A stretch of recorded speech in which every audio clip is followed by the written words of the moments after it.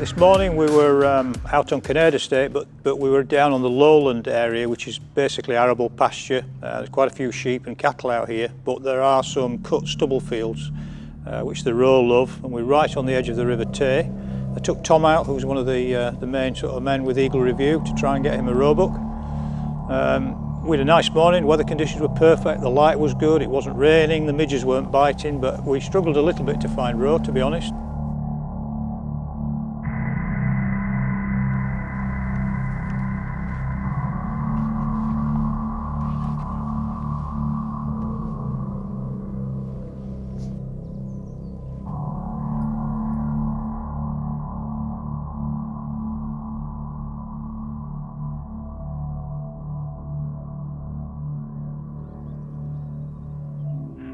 The cover's quite high, but we did come across a really good roebuck. He was on the opposite side of the field to us.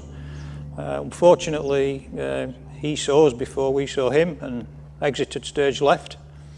And we continued sort of round the bottom of the estate, seeing probably another 2 or 3 does, which we tried a little bit of calling, but unfortunately weren't going to respond, so we came back for breakfast empty-handed, but that's stalking, and we had a nice morning out.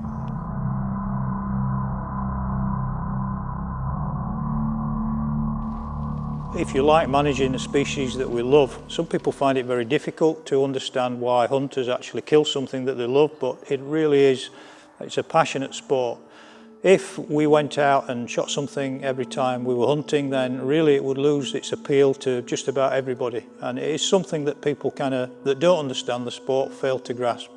It's a group of really, really good people who are very, very concerned about the welfare of the species that they hunt, and they want to see that it thrives. So the fact that we came back this morning empty-handed is absolutely no problem to any of us.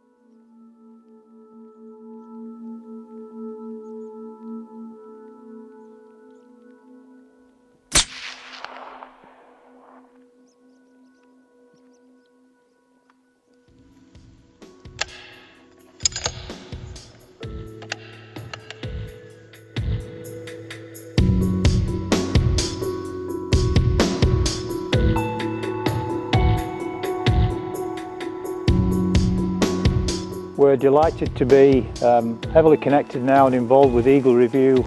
Eagle Review is actually quite an exciting and also a new company, so it's good to be kind of working together on the sporting side of the house at the early days.